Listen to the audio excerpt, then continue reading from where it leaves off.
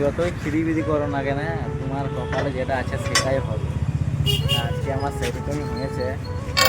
আমি আজকে ঠিক টাইমেই কলকাতা ঢুকে গেলাম, সকাল সকাল, মানে ভোরবেলায় ঢুকেছিলাম। সকাল বলতে ঢোকার টাইম আমার ঠিকই ছিল, বেরিয়ে যাওয়া হতো আমার।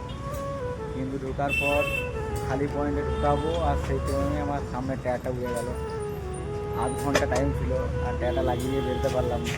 তাই টায়ারটা তখন লাগা হয়নি, এখন লাগাইছি। আর সামনে টায়ার উড়ে যাওয়া লোড গাড়ি মানে কতটা কষ্ট তোমরা জানো তো ভালো করে। দেখো কীভাবে টায়ারটা লাগা চলছে এখন। আর সামনে টায়ার দুটো জগ না হলে টায়ারটা লাগা হবে না।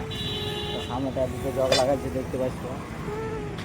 সামনে টায়ার দুটো জগ লাগা আছে, দুটো জগ না লাগাইলে টায়ারটা উঠবেও না। আর এই টায়ারটা উড়েছে আমার, এই টায়ারটা উড়েছে। তো এখন আমি কলকাতাতেই আছি।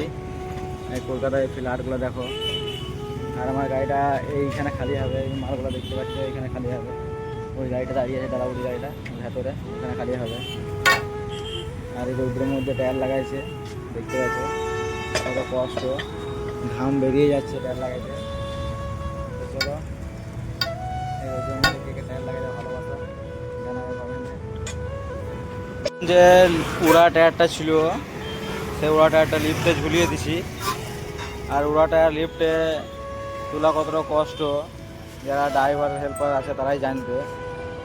উড়া টায়ার লিফটে তোলা খুবই কষ্ট।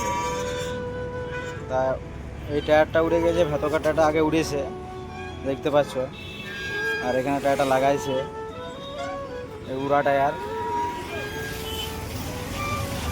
চলো বন্ধুরা, আবার পরের ভিডিও দেখা হচ্ছে। ভিডিওটা ভালো লাগলে লাইক কমেন্ট করে দিও।